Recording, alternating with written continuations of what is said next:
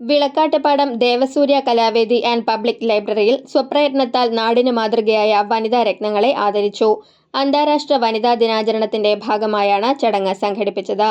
തന്റെ കേൾവി പരിമിതിക്കുള്ളിൽ നിന്നുകൊണ്ട് ദേശീയ തലത്തിൽ ഉൾപ്പെടെ നിരവധി പുരസ്കാരങ്ങൾ നേടിയ എഴുത്തുകാരിയും ചിത്രകാരിയുമായ രജനി കാക്കശ്ശേരി, മികച്ച ജൈവകർഷക ഷീജ പുഷ്പൻ എന്നിവരെയാണ് ആദരിച്ചത്. സംസ്ഥാന ലൈബ്രറി കൗൺസിലിന്റെ റിപ്പബ്ലിക് സദസ്സും പരിപാടിയോടൊപ്പം സംഘടിപ്പിച്ചിരുന്നു. പ്രശസ്ത എഴുത്തുകാരിയും ദേവസൂര്യ വനിതാവേദി അംഗവുമായ ദേവൂട്ടി ഗുരുവായൂർ യോഗത്തിൽ അധ്യക്ഷത വഹിച്ചു.